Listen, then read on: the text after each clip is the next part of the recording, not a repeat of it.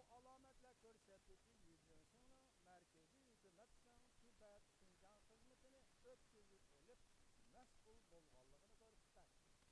Neticede yüzyılın mevsimde hazırki haberine asasa karaganda Tibet ve Şinjan meselesi merkezi hükümetin siyasi kanun komitesi ve birlikte bölümünün ötküzüp elip hazır mesul yüzyılın Yoksa azanın birisi siyasi büronun azası memleketli siyasi cemaatinin reisi olan yüzyılın Tibet ve Şinjan meselesi mesul bolğuydu. Şinjan meselesi, Tibet meselesi Şinjan hizmetini ötküzüp bölüp mesul bolğanlığını görüşüplerdi. Yüzyılın için eğitkandı Şinjan ve Tibet hizmeti NATO'nun bulupla kalmasın belki kol tutulan meselelerdir ya da kol tutulan hizmettir.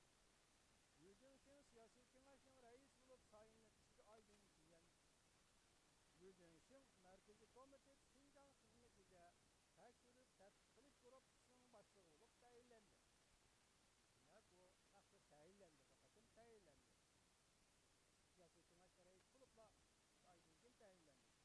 Şu vakti Şangan Tayvan matbuatları Yüzyılın vazifeli oltırışı Cumhur Kompartisi Merkezi Komitesi'nin Şinjan siyaseti özgürlük bolğanlığını ettirip verdi dep görsetken. Şu vakti Şangan ve Tayvan matbuatları Yüzyılın siyasi kengaştırıp Şinjan meselesini mesulü buluşup Merkezi Komitesi'nin Şinjan siyaseti özgürlük bolğanlığını görüşüp verdi dep görsetken. Şinjan gazetinin haber kılışıga asaslanganda bu yıl 5. ayının 23. günüden 28. günüdeki Şinjan'da hizmet tekşürgende haberdi Yüzyılın emelleri Cumhur Kompartisi Merkezi Komitesi Siyasi Büro'nun azası, memleketlik siyasi kengaşının reisi, Merkezi Komitesi Şinjan hizmeti maslahatçılık grupsunun başlığı dep ilan kılındı. Bunlar Yüzyılın yukarı emellerdir ya. Bu adam ene etkandı Yüzyılın karşı çünkü adam değişkin bulundu yoksa azanı şunda kısatın buldu.